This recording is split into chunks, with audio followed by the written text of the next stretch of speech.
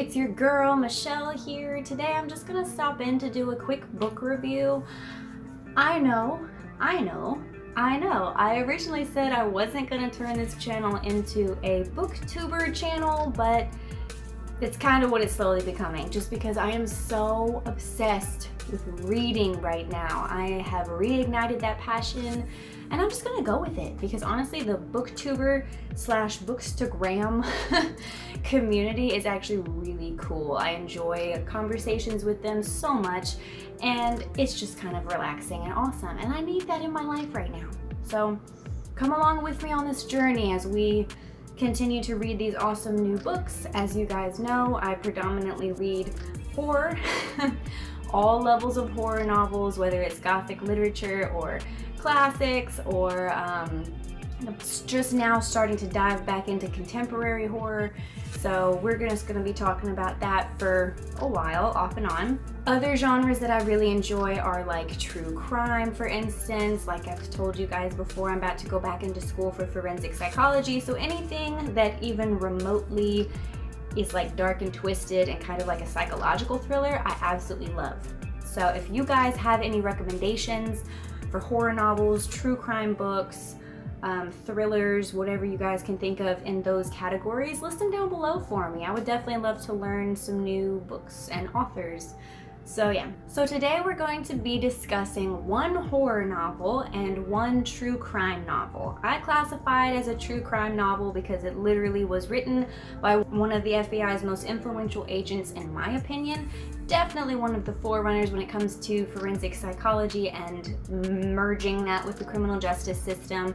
We're going to be talking about Mindhunter.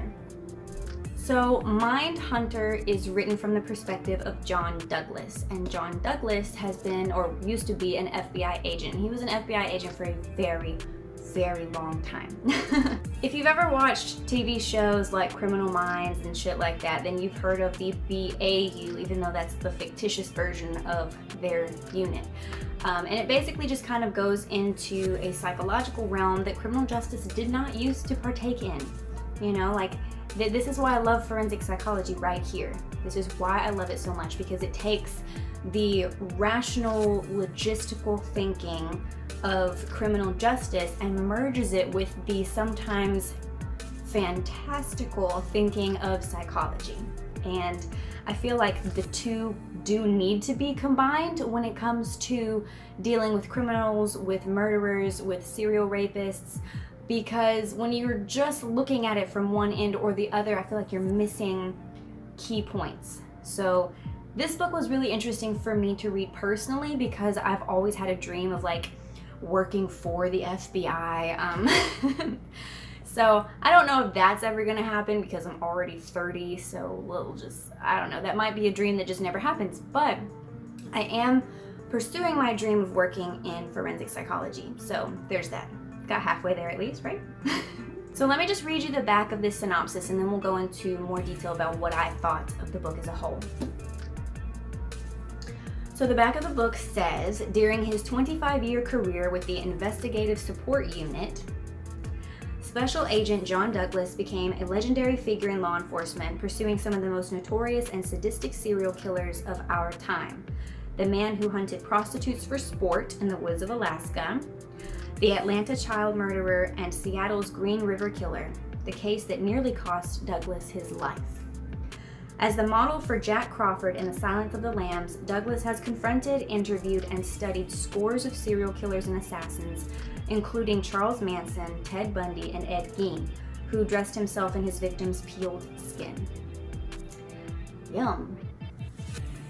Using his uncanny ability to become both predator and prey, Douglas examines each crime scene, reliving both the killer's and the victim's actions in his mind, creating their profiles, describing their habits, and predicting their next moves. Now, in chilling detail and featuring a new introduction, Mindhunter takes readers behind the scenes of some of John Douglas's most gruesome, fascinating, and challenging cases, and into the darkest recesses of our worst nightmares.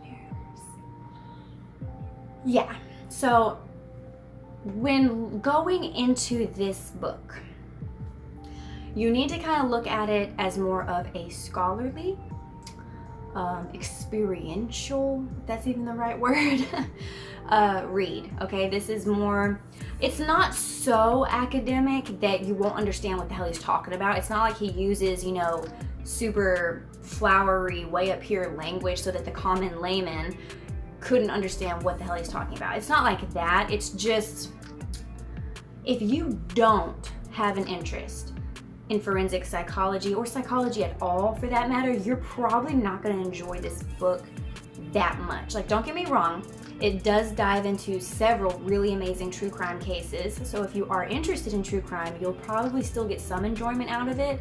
But a lot of this book details how Douglas kind of helped to build up the investigative support unit, is what it's called now, but focusing more on the behavioral analysis. So if you didn't already know, there is a Netflix original TV show called Mindhunter that is based off of this book. I tried to get into the TV show, I really did. Like, I watched about 3 or 4 episodes in and I just got like insanely bored.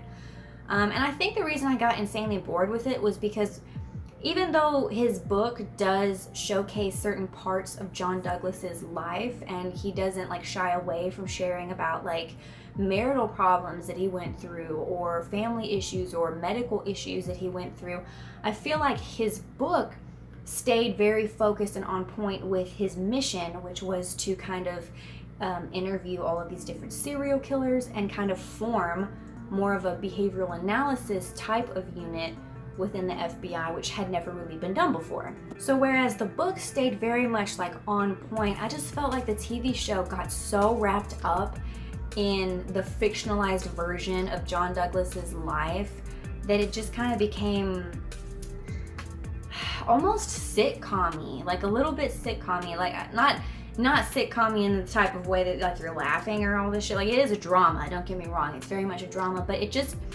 it got so far away, at least at the beginning, it got so far away from the point of, you know, the book that I just got really bored with it, like really fast. So you guys let me know, have you stuck with Mindhunter this long? I mean, if so, did it get better? Did it get more interesting? Because the first 4 episodes really had me just like over it, over and done with it. But yeah, so this is Mindhunter. It is by John Douglas and Mark Olshaker. Y'all tell me how to say this name right here. I'm assuming that's the editor. No, he's a novelist. Because a lot of times, people who are kind of doing somewhat of an autobiography will have other novelists help them write it. Because, I mean, obviously he's not a writer per se.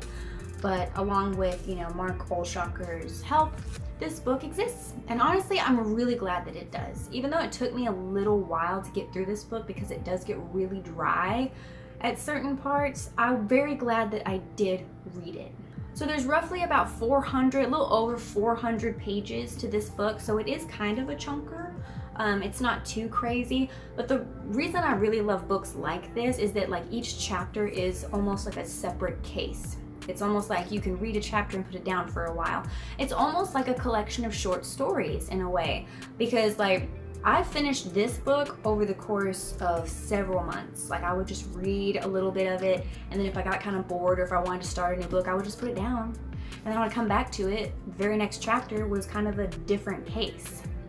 And even though each chapter has little like references to previous chapters or here and there, it's not so confusing that you can't like immediately remember, you know, what's going on. And like if you wanted to, you can jump around in this book.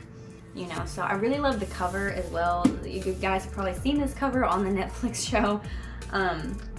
That's just a beautiful cover. And like I said, this is great for those of you who are enjoying like true crime, any kind of like dark psychology as I call it.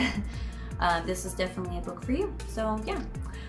As far as a rating would go, I would probably give it a solid 4 out of 5 stars because I did really enjoy it. But like I said, there's certain points in it that just get like really dry. But that's any book like this, because there are points that almost get a little textbooky. Like, they're not that dry. Don't get me wrong, they're not as dry as a freaking textbook, but they almost get a little teachery. I don't even know what the hell I'm trying to say. I hope you guys are understanding what I'm trying to say. But anyway, very solid book. I do encourage you to read it. Yeah. So let's move on to the next book, shall we?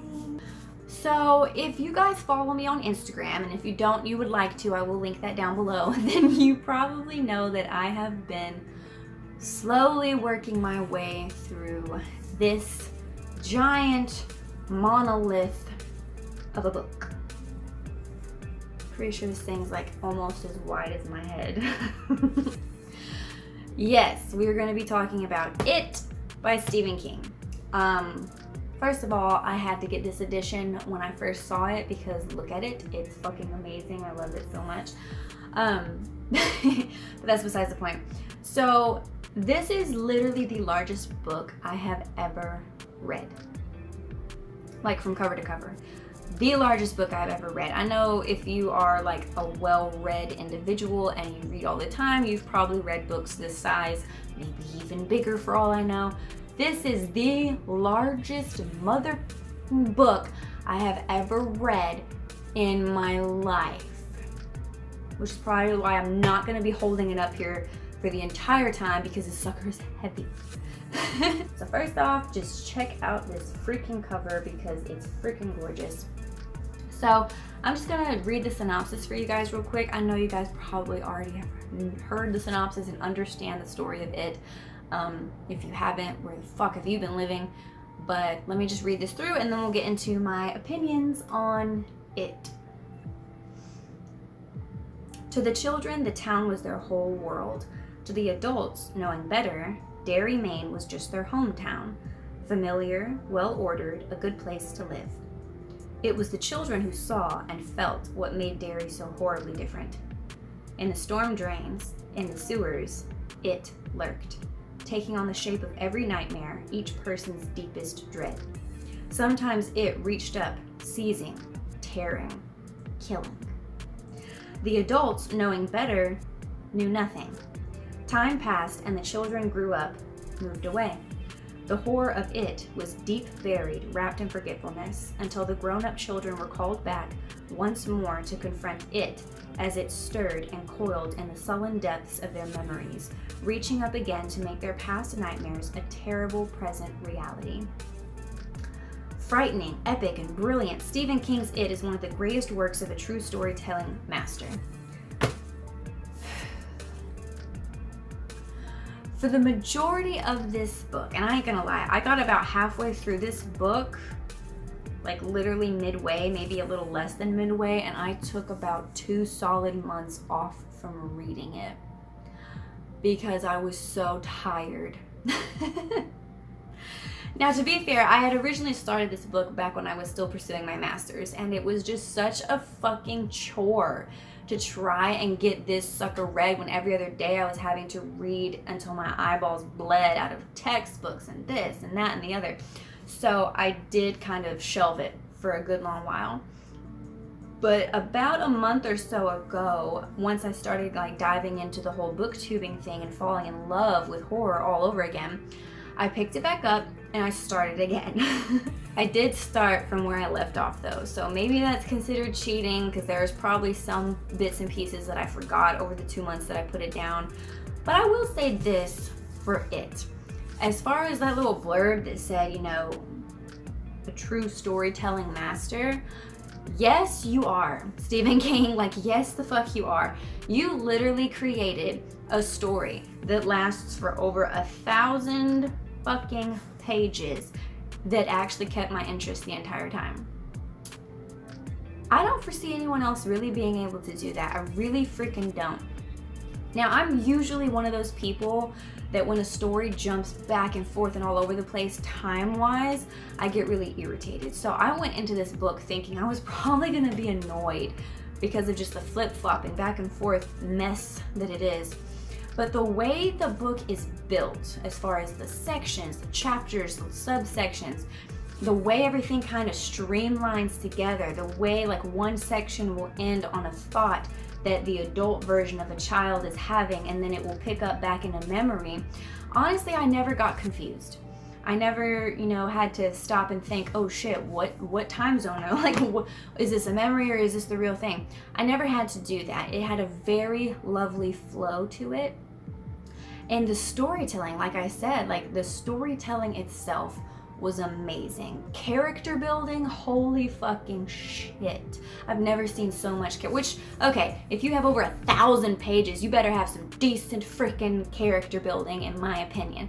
And honestly, it delivers that. Now, I've watched the It miniseries with Tim Curry as Pennywise. That was what I grew up on.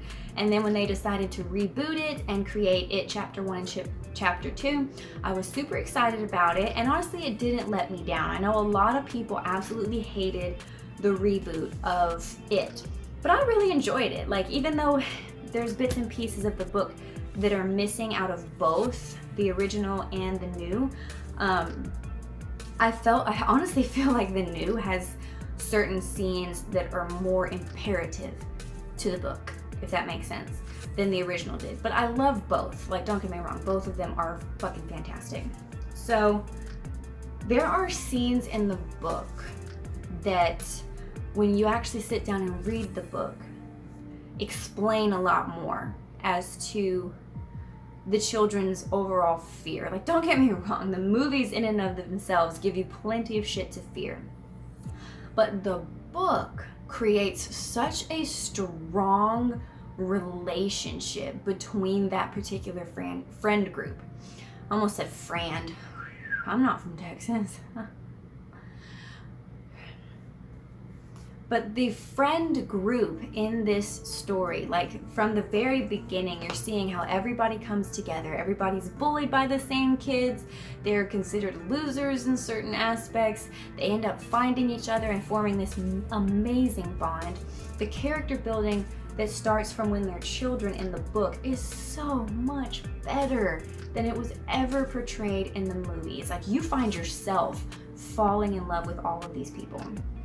And then to kind of see them later on as they're having those moments in real time as adults, and then having those flashbacks to memories and remembering why they love each other so much. Like, I almost teared up. Like, at the end of this book, I felt so like melancholy, because I'm not going to necessarily tell you why, but let's just say there's like an ending that just leaves you so melancholy, because you just, like, it's not depression necessarily. Like, don't get me wrong, as far as Stephen King endings, this one actually ends really well compared to like some of the endings, you know, that I've heard of. But this ending is really good. It is really good, but it makes you feel so emotional. And I don't know if it was just the fact that I managed to pull myself through such an up and down and all over story for over 1,000 pages, or if it was just the simple fact that the bond that you create with these characters while reading through this story is so visceral almost. Like, you really start to care for these characters. And my favorite character has always been Ben. Always.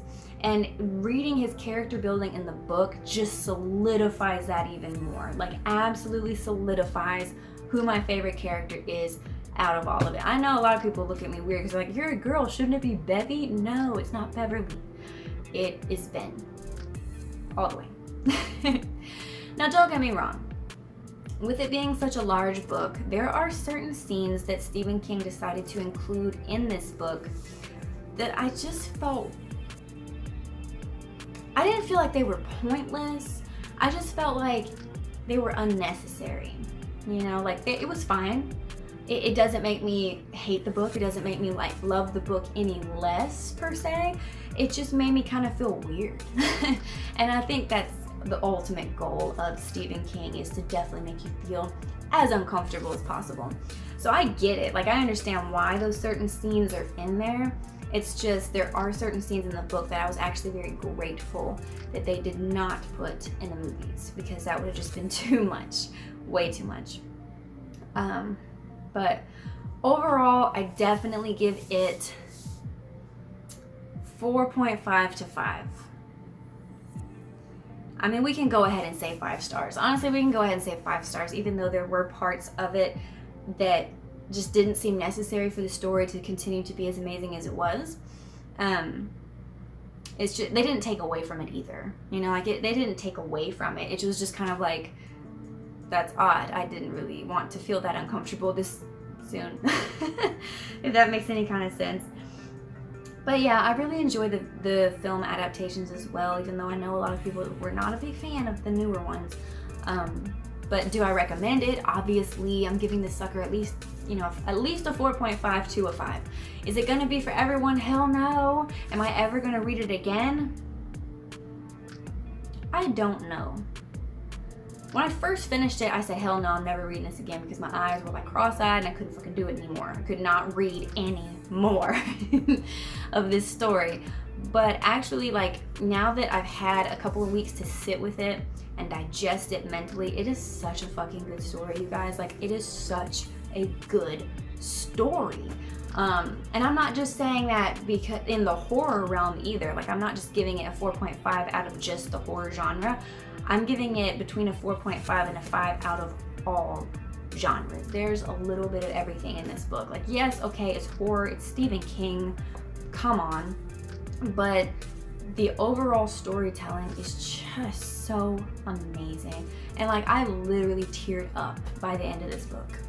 Like, teared the fuck up, because I was just so attached.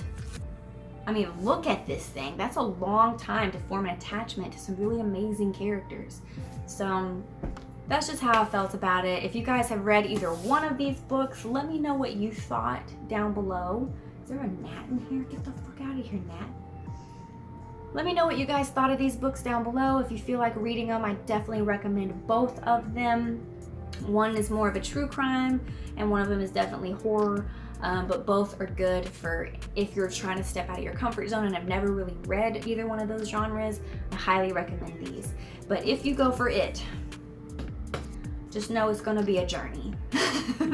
It's gonna be a journey, and it may take a while, but I promise you, you will love the fact that you finished it in the end. So, alright guys, that was pretty much it for this video. I hope you enjoyed it. If you want to see me do more book reviews, definitely like, comment, let me know what books y'all recommend. Subscribe if you haven't already. Hit that little bell, because apparently that does something.